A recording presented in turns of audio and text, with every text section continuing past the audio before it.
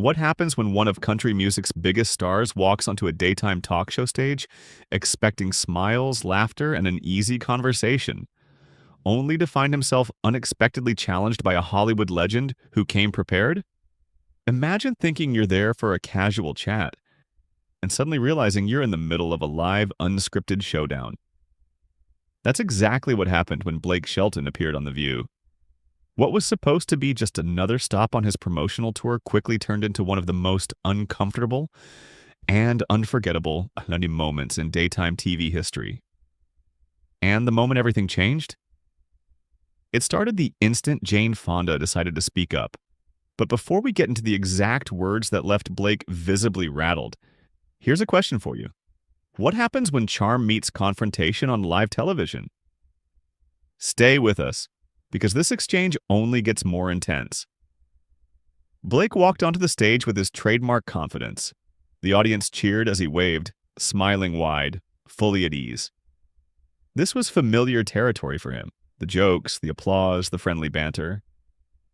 Joy Behar kicked things off with light conversation about his music, and Blake delivered exactly what everyone expected. He joked, he laughed, and the crowd loved it. Everything felt safe, predictable, comfortable. But then, the tone shifted.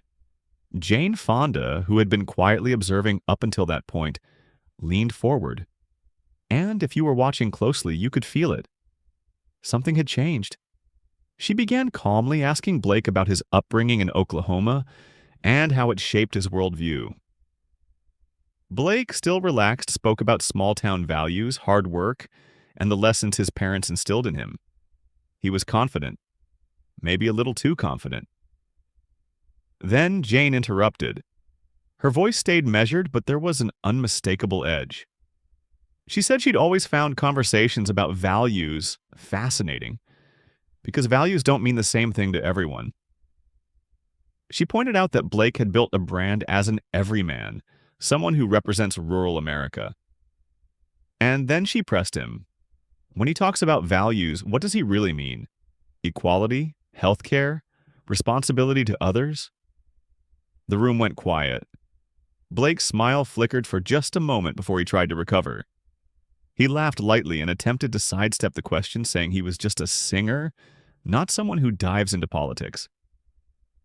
He explained that he was there to entertain, not to debate serious issues, but Jane wasn't letting it go. She leaned in and reminded him that while he claimed to stay away from politics, he had been very vocal about certain beliefs and the people he supported. She told him plainly he couldn't have it both ways. He couldn't present himself as the voice of the people and then retreat behind, "I'm just a singer," when challenged. At this point, Blake's easygoing charm began to crack. He shifted in his chair, cleared his throat, and tried to regain control. He said he respected Jane's opinions, but added that people were tired of being told what to think or how to feel. His job, he insisted, was simply to make music that made people happy. And that's when Jane Fonda went straight to the heart of it. With a calm smile, and one that wasn't warm at all, she reminded him that she'd been in the industry longer than he'd been alive. She'd been criticized, dismissed, and told countless times to shut up and act. The difference, she said, was that when she took a stand, she owned it. She never hid behind being apolitical when it was convenient. Authenticity, she explained, means standing behind what you believe, especially when it's uncomfortable. Then she asked him again, "What do you actually stand for?" Silence. The panel froze. One host looked like she wanted to disappear. Another watched in stunned admiration. And Joy Behar? She looked like she knew she was witnessing television history.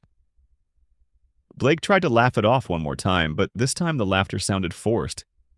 He said he stood for his family, his friends, and his fans, and that he didn't believe he needed to pass some kind of test to prove who he was. Jane didn't blink. She calmly said she wasn't asking him to pass a test. She was asking him to be honest. Then she reminded him of his past remarks about Hollywood elites and an industry out of touch with everyday people. And right there, under the studio lights, the clash between image and accountability was laid bare, leaving viewers at home wondering who really won that exchange, and whether Blake Shelton ever expected the conversation to go there at all. She went on to point out that whether he liked it or not, he had aligned himself with a specific political perspective, and she made it clear he was absolutely entitled to those views. What bothered her wasn't what he believed, it was the performance. The act of presenting himself as a harmless, opinion-free, regular guy who just happened to have no stance on anything that truly mattered. That, she said bluntly, wasn't authenticity. It was strategy. And that's when Blake's jaw tightened. You could see the frustration rising as he pushed back, saying maybe the difference between them was that he didn't feel the need to broadcast every thought he had to the entire world. Some things, he argued, were personal.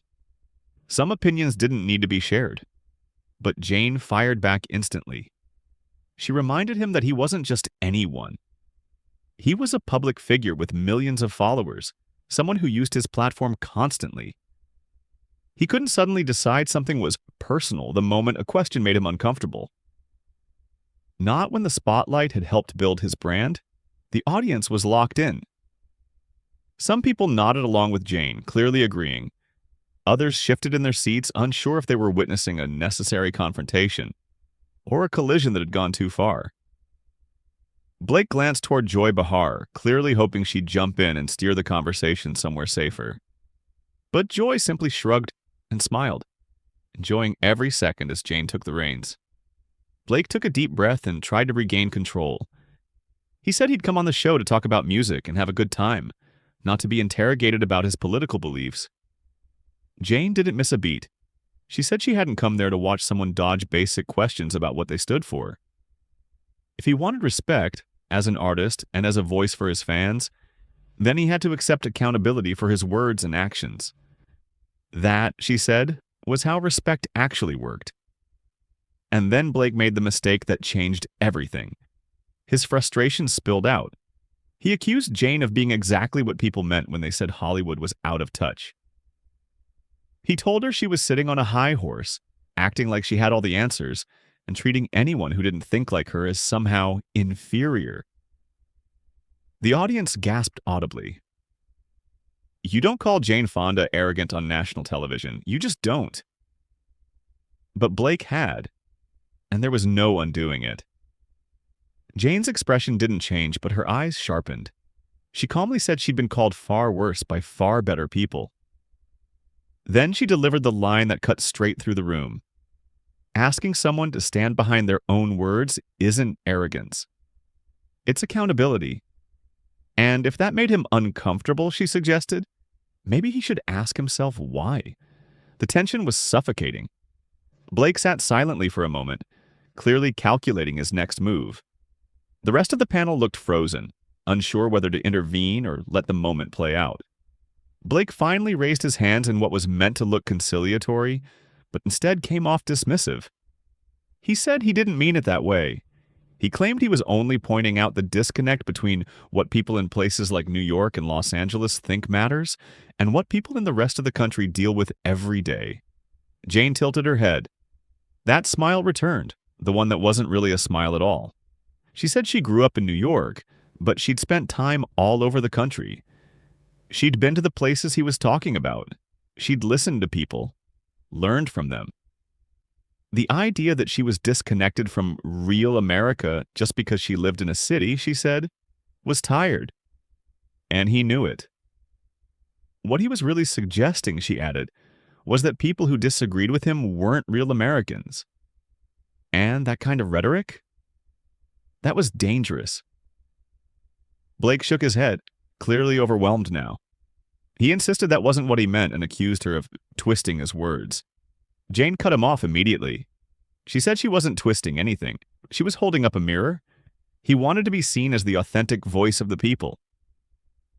But the moment someone challenged him to explain what he actually believed, beyond vague phrases about small-town values, he deflected, attacked, and made it about her instead of the substance of the discussion. At that point, Sarah finally stepped in, trying to cool things down and suggesting everyone take a step back. But Jane wasn't finished. She turned to Sarah and said, No, this is important.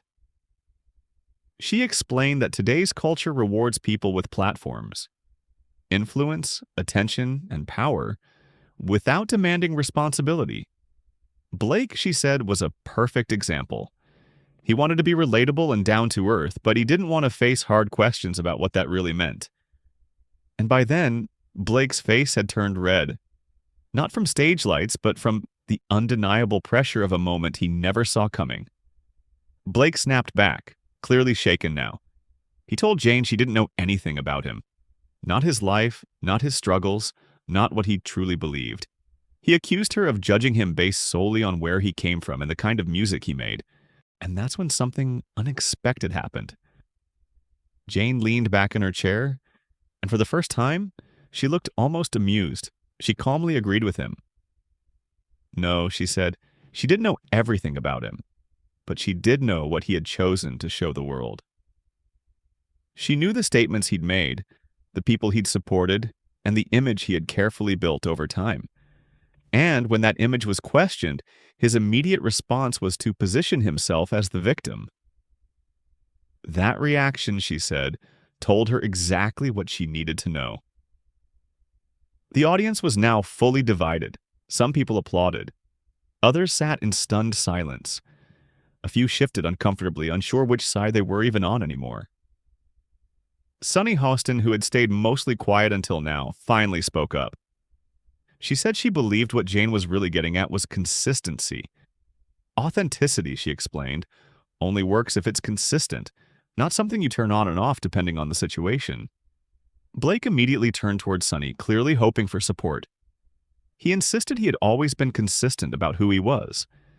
Sunny met his gaze with an expression that was sympathetic, but firm. From her perspective, she said, it looked like he shifted depending on his audience. With his fans, he was outspoken and clear, but at the table, suddenly everything became personal, off-limits or misunderstood. That, she said, wasn't consistency. And in that moment, Blake seemed to realize something important. He wasn't getting a lifeline. Joy Behar sensed it too, and then she made it worse. She asked a simple question that landed like a grenade. Did he think Jane was wrong about anything she'd said? It was a trap, and Blake knew it. If he said yes, he'd have to engage with her argument. If he said no, he'd be admitting she was right. He sat there, mouth opening and closing, searching for an escape that didn't exist. Finally, he said that Jane had her perspective and he had his. And they simply weren't going to agree. Jane let out a short, sharp laugh. She called it a cop-out. Of course they weren't going to agree on everything, she said. That was never the point. The real question was whether he was willing to defend his beliefs with something more than deflection and victimhood. If he wanted to be taken seriously, then he needed to take himself seriously enough to clearly articulate what he stood for. That's when Blake finally exploded. His voice rose as the frustration boiled over. Fine, he said. You want to know what I believe? He accused people like Jane of creating an environment where anyone who didn't think the right way was instantly labeled a villain. He said ordinary people were tired of being talked down to by celebrities who believed they had all the answers. He said he believed in tradition, in faith, in community, and he insisted those things mattered just as much as whatever social cause happened to be trending online that week. The audience reacted instantly, a mix of applause, murmurs, and audible discomfort. Jane waited for the noise to die down before responding. When she did, her voice was calm, but razor sharp. She said no one was arguing that tradition, faith, and community didn't matter. What she challenged was the false choice Blake was creating, acting as if people had to choose between those values and progress. Between those values and equality. Between those values and compassion for people who didn't look like him or live like him. She told him he could honor where he came from without using it as a shield against growth or change. Blake fired back immediately, saying, people should be able to advocate for change without treating anyone with questions or concerns like a bigot. Jane's eyes flashed. She said she had never called him a bigot. But if his response to being asked about equality, justice, or accountability was to immediately become defensive and claim he was under attack, that said far more about him than about the person asking the question. Sarah tried once again to redirect the conversation. She said everyone was clearly passionate, and that passion was a good thing. Maybe they could try to find some common ground. Blake let out a bitter laugh. He said Jane had just spent the last 15 minutes telling him everything that was wrong with him. Jane shook her head. No, she said. She had spent the last 15 minutes asking him to be clear about what he stood for, and he had spent that same time dodging, deflecting, and playing the victim.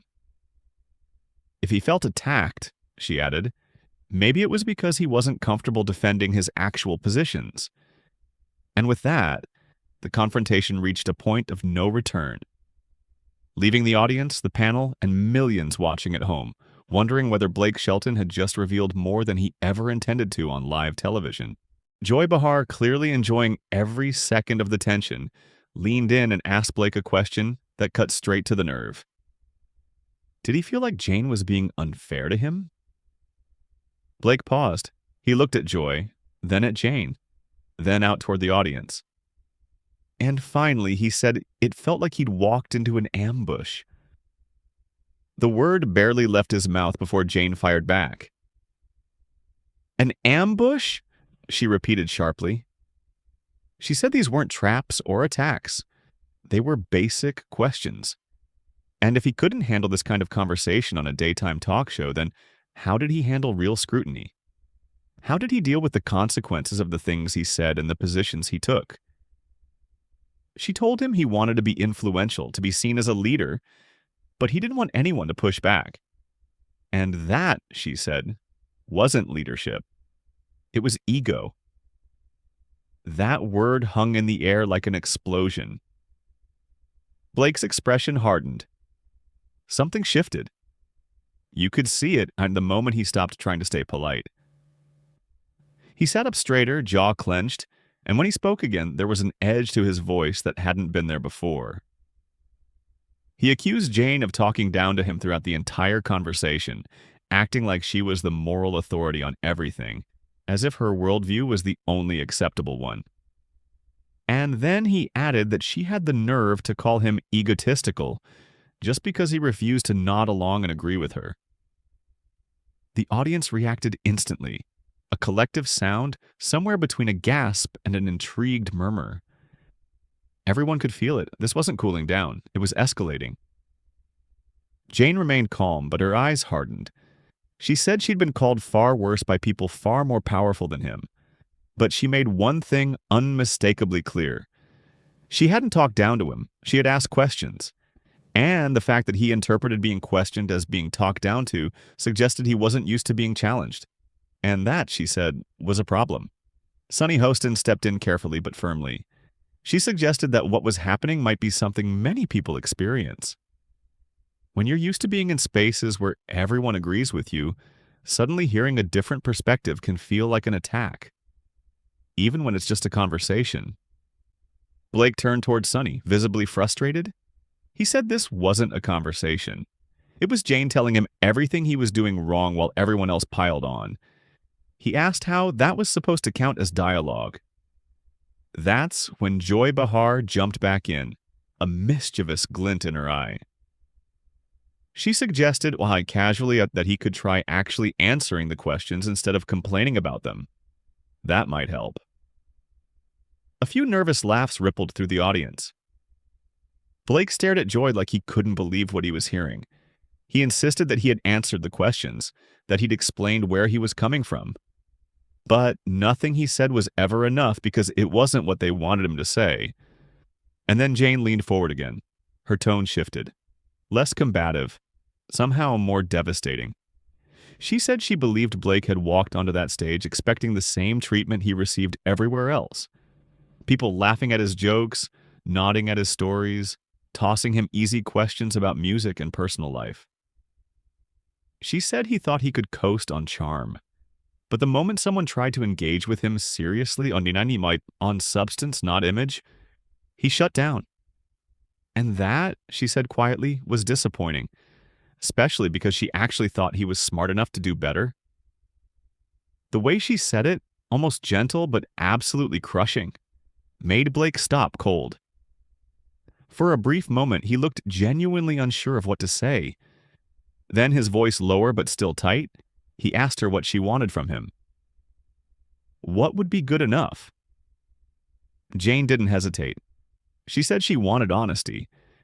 She wanted him to stop hiding behind a persona and simply own what he believed, whatever those beliefs were.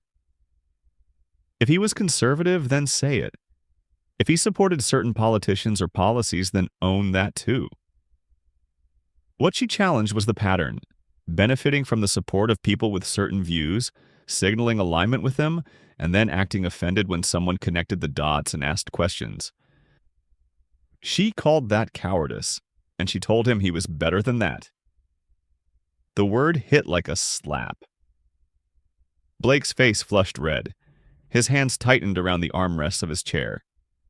He snapped back that she didn't get to call him a coward, that she had no idea what it was like to navigate the world he navigated, trying to make everyone happy, trying to do his job without being dragged into culture war nonsense every few minutes. Jane matched his energy, her voice rising just enough to meet him. She told him she'd been navigating those waters since before he was born. She'd been protested, blacklisted, had her career threatened more times than she could count, all because she stood up for what she believed in. And in that moment, it became painfully clear. This wasn't just a clash of opinions anymore. It was a collision between comfort and conviction. And neither side was backing down. She said she had never pretended to be something she wasn't. She had never tried to walk the middle line or have it both ways. Yes, taking clear positions had cost her over the years, professionally and personally, but she could look herself in the mirror knowing she stood for something real.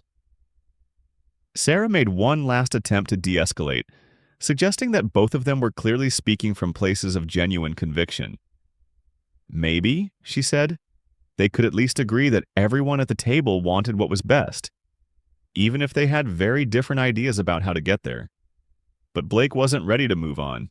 He said the real issue was that people like Jane believed they had a monopoly on caring. That if you didn't express your beliefs the exact same way, or prioritize the same causes, then you were automatically labeled as someone who didn't care at all. He insisted that wasn't fair, and it wasn't true. Jane slowly shook her head. She said she had never claimed he didn't care. But caring by itself wasn't enough. Intentions weren't enough. What mattered was how he used his platform and his influence. From what she'd seen, he used that influence to carefully craft an image of being relatable and authentic. But the moment that authenticity was tested, he retreated into vagueness and grievance. That, she explained, was what she was challenging. Not whether he cared, but whether he was willing to do the hard work of standing for something even when it was uncomfortable. Blake looked drained now, like the fight was finally wearing him down. He said he did stand for things, his family, the people who supported him, the life he had built. And he asked why that wasn't enough. Jane's expression softened slightly, but her words stayed firm. She told him it wasn't enough because he wasn't just a private citizen anymore. His voice reached millions, and whether he wanted it or not, that kind of reach came with responsibility. Part of that responsibility was being willing to engage honestly about what mattered.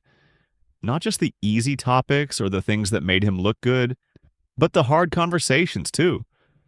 The ones that might actually cost him something. Sonny added that this was exactly why the conversation felt so frustrating. Blake kept saying he didn't want to be political, but everything was political. The music he made, the way he presented himself, the audiences he cultivated, the people he aligned with. All of it sent a message, whether he intended it to or not. So when he said he just wanted to stay out of it, what he was really saying was that he wanted the benefits of his choices without having to defend them. Blake looked around the table, and for the first time, it seemed like the message was landing. His voice was quieter when he spoke again. He asked if he was really expected to have an answer for everything. A fully formed opinion on every issue. Jane told him no. He was expected to be honest. If he didn't know something, he could say he didn't know. If he was still figuring something out, he could admit that too. But he shouldn't pretend he had no opinions at all when his actions clearly said otherwise. He shouldn't hide behind the label of being apolitical when his choices told a different story. All anyone was asking, she said, was for him to be real. The studio fell silent.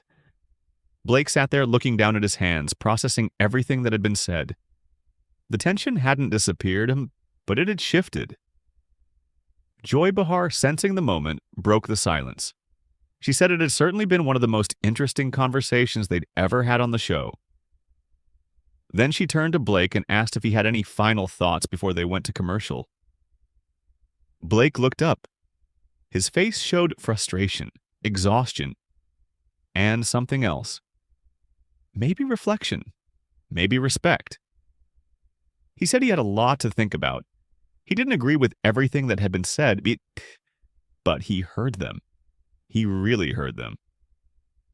Jane nodded, and for the first time, her expression suggested that this was all she had wanted from the start. They didn't have to agree, she said, but they did have to listen to each other and be honest about where they stood.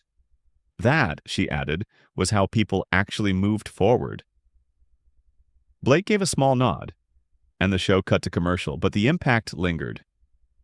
Blake Shelton had walked onto that stage expecting a friendly, easy conversation, and instead found himself in one of the most intense and revealing moments of his career. Whether it was humbling, enlightening, or something in between, one thing was undeniable. It was an exchange he would never forget. So now the question turns to you. Did Jane Fonda go too far? Or did Blake Shelton need to hear every word she said? Drop your thoughts in the comments below, and don't forget to subscribe for more deep dive stories like this one. We want to hear from you.